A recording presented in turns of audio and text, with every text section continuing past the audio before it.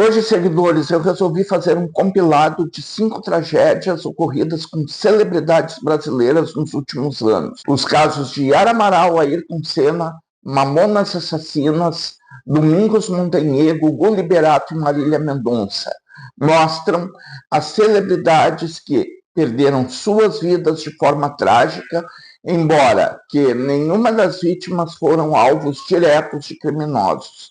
Mas, infelizmente, vidas que contribuíram na cultura e no esporte do nosso país chegaram ao fim. E será sobre esse compilado de casos, seguidores, que nós vamos conversar hoje.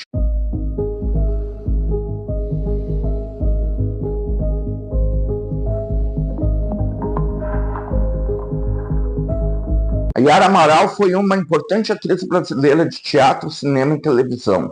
Nasceu em 16 de setembro de 1936 e morreu em 31 de dezembro de 1988, aos 52 anos, no naufrágio do Batomushi, na Baía de Guanabara.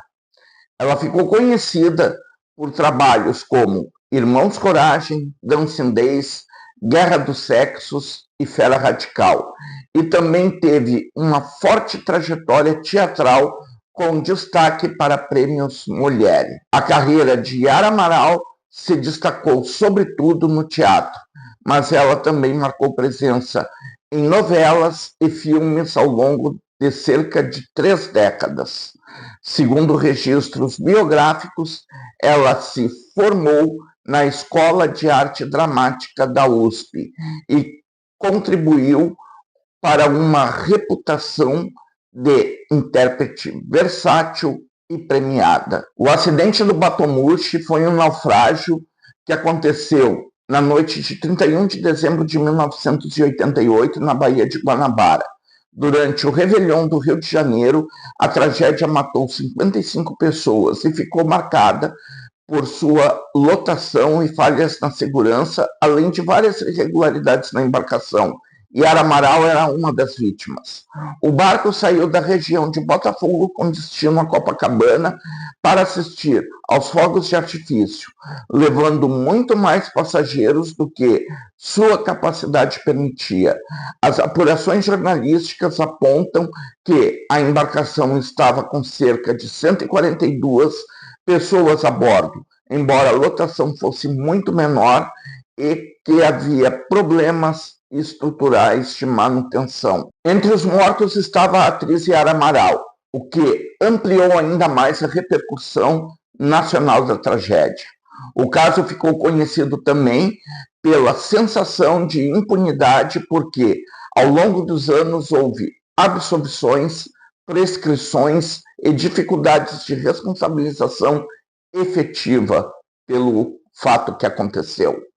Os relatos de imprensa informaram que laudos técnicos apontaram o excesso de passageiros, alterações no casco e outros problemas de navegabilidade, além de falhas de fiscalização, mesmo com processos e condenações posteriores em ações civis. O episódio ficou como um dos maiores desastres marítimos da história brasileira e um símbolo de falhas de controle e segurança.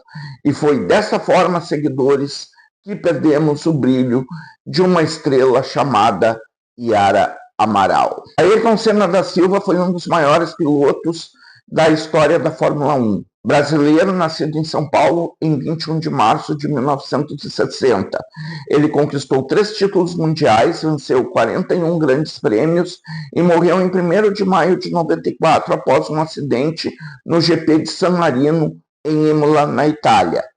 Senna ficou famoso pela velocidade em classificação, pela precisão em pista molhada e pela rivalidade com Alain Prost.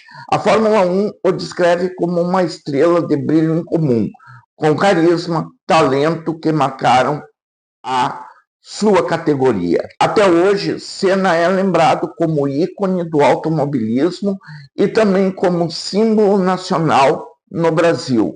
Seu nome segue forte em homenagens, documentários e na memória esportiva mundial. O circuito de Imola é o autódromo Enzo Edino Ferrari, em Imola, na Emília-Romanha, Itália, um dos traçados mais emblemáticos da Fórmula 1. Ele ficou mundialmente marcado pelo ocorrido em que Ayrton Senna sofreu o acidente fatal que tirou a sua vida em 1º de maio de 1994. O acidente com Ayrton Senna aconteceu nessa data no GP de San Marino, em Imola, quando sua Williams saiu da pista na curva Tamburello e colidiu com o muro de concreto. A morte foi confirmada horas depois.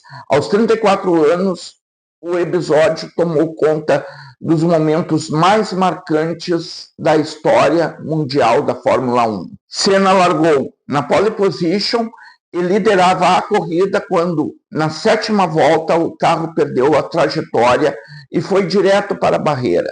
Segundo relatos da época e da página oficial de Senna, o impacto lançou uma peça de suspensão em direção ao cockpit, atingindo a cabeça do piloto. As investigações e reconstruções do caso apontaram para um problema no sistema de direção como hipótese principal. Embora o caso tenha gerado debates técnicos e judiciais por anos, a BBC resumiu a controvérsia dizendo que as causas exatas nunca foram plenamente pacificadas, apesar das conclusões sobre a falha mecânica e dos julgamentos envolvendo a equipe Williams. A tragédia de Imola levou a mudanças profundas na segurança da Fórmula 1, com revisão de pistas, carros e procedimentos médicos. Senna passou a ser lembrado não só como tricampeão mundial, mas também como um símbolo de uma virada histórica na segurança do automobilismo. E foi dessa forma, seguidores, que perdemos o maior astro esportivo brasileiro da Fórmula 1, chamado Ayrton Senna. Os Mamonas Assassinas foram uma banda brasileira de rock cômico formada em Guarulhos e ativa entre os anos de 95 e 96. Ficaram conhecidos pelo humor escrachado e pelo enorme sucesso do único álbum de estúdio. A carreira do grupo foi interrompida tragicamente no acidente aéreo de 2 de março de 96, que matou todos os integrantes. A banda surgiu a partir do grupo anterior Utopia e ganhou a formação clássica com Dinho, Bento Inoto, Júlio Razek, Samuel Reoli e Sérgio Reoli. O som misturava rock com elementos de outros gêneros e letras satíricas, o que ajudou a torná-los um fenômeno popular no ano de 1995. O álbum Mamonas Assassinas, lançado em 1995, vendeu mais de 3 milhões de cópias no Brasil e virou um marco na música brasileira. Mesmo com a carreira muito curta, a banda continua sendo lembrada como um dos maiores fenômenos culturais dos anos 90 no país. O grupo Utopia virou Mamonas Assassinas quando percebeu que o público reagia muito melhor às paródias e ao humor do que aos covers sérios. A mudança aconteceu após a entrada de Dinho como vocalista e de Júlio Razek no teclado, consolidando uma formação mais irreverente. No começo, Utopia foi criado em Guarulhos para tocar rock mais convencional, com covers de banda como Legião Urbana, Titãs, Paralama de Sucesso e Barão Vermelho. Em um show, Dinho subiu ao palco para cantar Sweet Child O' Mine. Impressionou o grupo e acabou entrando como vocalista. Com o tempo, eles começaram a inserir brincadeiras, paródias e músicas mais escrachadas nos shows, porque isso fazia mais sucesso com o público, e depois de gravarem uma demonstração em 1994 e chamarem a atenção do produtor Rick Bonadio, ele sugeriu uma mudança completa de perfil, incluindo o nome da banda, que a partir de então passou a se chamar Mamonas Assassinas. O nome primeiro virou Mamonas Assassinas do Espaço e depois foi reduzido para Mamonas Assassinas. A partir daí, eles regravaram as músicas com uma sonoridade mais rock and roll e assumiram de vez a identidade cômica que os consagrou. Essa transformação foi decisiva. O que antes era uma banda com pouca projeção virou um fenômeno nacional em 1995. Em pouco tempo, eles saíram do circuito local para dominar rádio, TV e shows pelo Brasil. O acidente com os Mamonas Assassinas aconteceu na noite de 2 de março de 1996, quando o jato que levava a banda de Brasília para Guarulhos colidiu com a Serra da Cantareira, na Grande São Paulo. Não houve sobreviventes, morreram os 5 integrantes, além do piloto, do copiloto e de 2 funcionários da equipe. A aeronave era um Learjet 25D e tentava o pouso em Guarulhos quando perdeu a altitude e atingiu a serra por volta das 23h15, 23h16, essa data. A rota era a volta de um show em Brasília e o impacto aconteceu poucos minutos antes do pouso. Morreram Dinho, Bento Rinotto, Júlio Razek, Samuel e Sérgio Reoli, que eram irmãos, junto com o piloto Jorge Luiz Germano Martins, o copiloto Alberto Oshirumi Takeda, o ajudante de palco Isaac Souto Shuri Lambers e o segurança Sérgio Saturnino Porto. A tragédia encerrou de forma abrupta o auge da banda, que era um fenômeno nacional em 1995 e início de 1996. As apurações posteriores apontaram fatores humanos e operacionais com destaque para uma manobra derremetida mal executada e a perda de referência adequada para o pouso. As reportagens também citam exaustão do piloto, pouca visibilidade noturna e dificuldades de comunicação como elementos relevantes na cadeia do acidente. E assim, perdemos um cometa alegria chamado Mamonas Assassinas. Domingos Montanher foi um ator, teatrólogo e artista circense brasileiro, nascido em 26 de fevereiro de 1962 e falecido em 15 de setembro de 2016, aos 54 anos, no Rio São Francisco, durante as gravações da novela Velho Chico. Ele ficou conhecido por trabalhos na TV, no teatro e no circo, com destaque para Velho Chico, Cordel Encantado e O Brado Retumbante. Montanher começou a sua carreira no teatro e no circo antes de ganhar destaque na televisão. Seu trabalho também incluiu cinema e outras produções televisivas, consolidando assim uma imagem de ator versátil. A morte ocorreu na região de Canidé de São Francisco, em Sergipe, quando ele nadava no Rio São Francisco após um intervalo das gravações. O caso teve grande repercussão nacional e internacional pela circunstância trágica e pela ligação direta com a novela a qual atuava.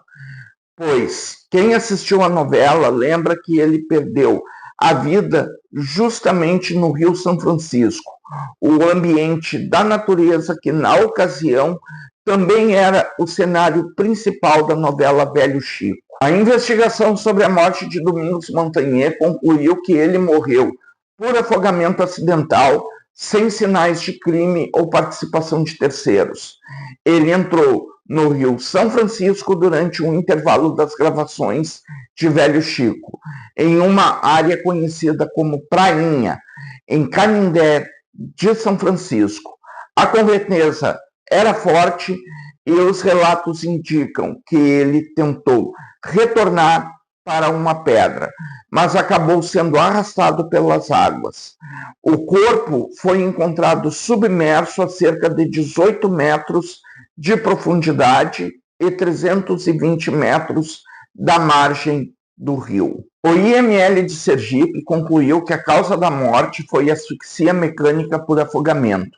Isso significa que a morte ocorreu pela entrada de água e pela impossibilidade de respirar, compatível com o afogamento em rio de correnteza forte. A perícia não apontou lesões ou elementos que sugerissem agressão externa como causa principal. A Polícia Civil de Sergipe encerrou o inquérito como caso atípico e acidental.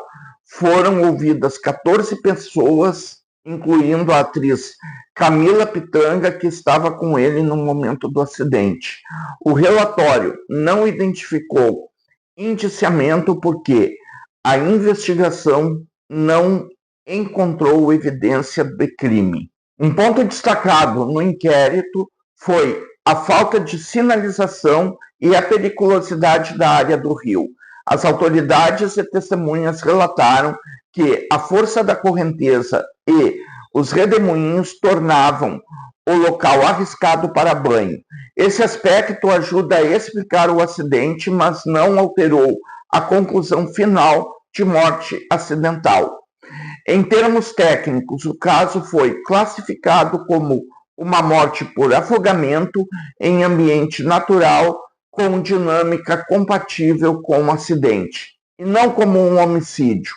A sequência mais aceita é que a entrada no rio houve perda de controle diante da correnteza, submersão rápida e morte por asfixia. E foi dessa forma, seguidores, que Domingos Montagnier se despediu de seu público e foi encantar os palcos do céu. Gugu Liberato, nome artístico de Antônio Augusto Moraes Liberato, foi um dos apresentadores mais populares da televisão brasileira. Ele morreu no ano de 2019 após um acidente doméstico em Orlando, nos Estados Unidos, quando caiu de uma altura de cerca de 4 metros enquanto fazia a manutenção no ar-condicionado da sua casa.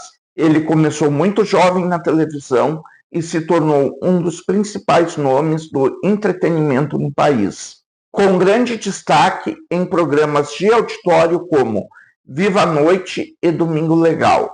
Mais tarde, ele também trabalhou na Record e consolidou uma imagem de comunicador de enorme alcance popular. O acidente aconteceu em 20 de novembro de 2019 e a morte encefálica foi confirmada 2 dias depois. Segundo informações divulgadas, ele bateu a cabeça com força e sofreu traumatismo craniano grave.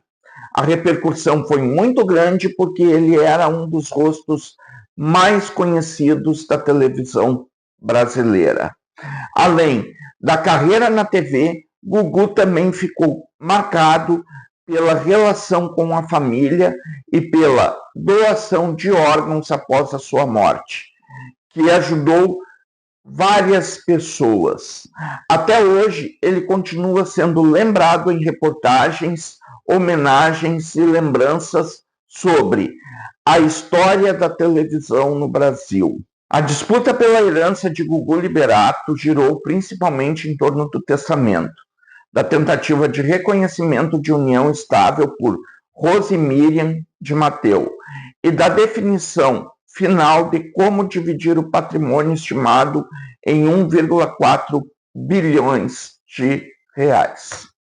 Gugu deixou um testamento que destinava 75% dos bens aos 3 filhos e 25% aos 5 sobrinhos, sem incluir Rosemiriam. Isso abriu a principal briga judicial, porque ela passou a pedir o reconhecimento de união estável, o que poderia lhe garantir parte maior da herança. E nessa briga, de um lado ficaram os filhos do Gugu e os sobrinhos indicados no testamento, e do outro, a Rosemiriam, que buscava reconhecimento jurídico da relação com o apresentador. No meio disso, Ricardo Rocha também tentou provar a paternidade para alegar direito sucessório, mas os testes apontaram resultado negativo. A disputa terminou em 2024 após Rosemiriam renunciar à ação de união estável e a família chegar a um acordo sobre a partilha. Segundo as reportagens, a divisão final manteve os filhos como principais herdeiros e destinou parte dos sobrinhos conforme o previsto no testamento. O caso ficou marcado porque o testamento e a possível união estável puxavam a sucessão para caminhos diferentes. Se a união fosse reconhecida, Rose poderia ter direito patrimonial relevante. Sem isso, prevaleceu a vontade expressa por Gugu no testamento. Esse tipo de disputa é comum quando há patrimônio grande, filhos e companheiro ou companheira fora do testamento.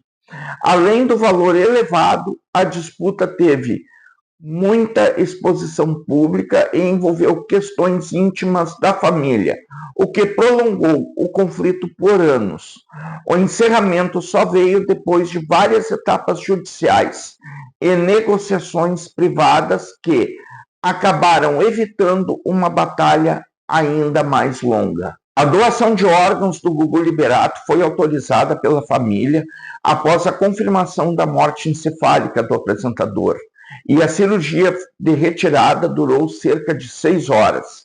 Segundo os relatos da época, a decisão respeitou a vontade de que ele havia manifestado em vida. As reportagens informaram que foram doados órgãos, tecidos e ossos e que o gesto poderia beneficiar cerca de 50 pessoas. Parte da doação acabou sendo destinada aos Estados Unidos, porque os órgãos não poderiam ser transportados com segurança para o Brasil dentro do tempo ideal de conservação. Depois da retirada dos órgãos, o corpo foi encaminhado ao instituto responsável pela necrópsia em Orlando. Como ocorre com mortes não naturais, a família também teria escrito uma carta para ser lida antes da cirurgia, em um gesto de despedida e homenagem. A doação virou uma referência pública no debate sobre transplantes no Brasil, e a família passou a divulgar campanhas de incentivo à doação, como a iniciativa Gugu Vive. Anos depois, os filhos e familiares continuaram lembrando que a atitude dele ajudou a salvar vidas. E foi assim, seguidores, que o Brasil perdeu um dos apresentadores mais criativos da nossa televisão, chamado Gugu Liberato. Marília Mendonça foi uma cantora, compositora e instrumentista brasileira, nascida no dia 22 de julho de 1995 em Cristianópolis, Goiás, e morta em 5 de novembro de 2021, aos 26 anos de idade, em um acidente aéreo em Piedade de Caratinga, Minas Gerais. Ela ficou conhecida como um dos maiores nomes do sertanejo moderno e do feminejo. Ela ganhou projeção nacional com músicas como Infiel e depois consolidou uma carreira de enorme alcance nas plataformas digitais e nas rádios. O repertório dela segue muito ouvido mesmo após a morte, e sua influência no sertanejo continua sendo destacada por veículos de imprensa. Marília morreu quando o avião em que viajava caiu na região de Piedade da Caratinga, em Minas Gerais. O acidente ocorreu no auge da carreira dela e teve forte repercussão no país. Mesmo após a morte, ela continua recebendo homenagens, lançamentos póstumos e projetos ligados à sua obra, como documentário e conteúdos de tributo. A permanência da obra dela nas paradas e no imaginário popular, confirma o impacto que teve na música brasileira. A investigação do acidente que matou Marília Mendonça foi conduzida para identificar fatores contribuintes e prevenir novos casos, não para apontar a culpa de alguém, como criminoso nesse caso.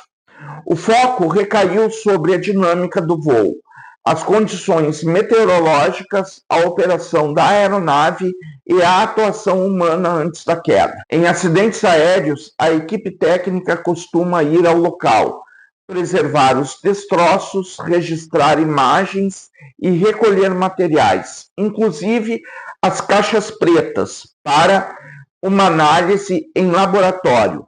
Também são feitas entrevistas com testemunhas, tripulação, empresas envolvidas e órgãos de controle, além de exames sobre manutenção, treinamento e fatores humanos. O objetivo é reconstruir a sequência de eventos e entender por que o acidente aconteceu. A investigação do acidente que matou Marília Mendonça seguiu a lógica típica de apuração aeronáutica.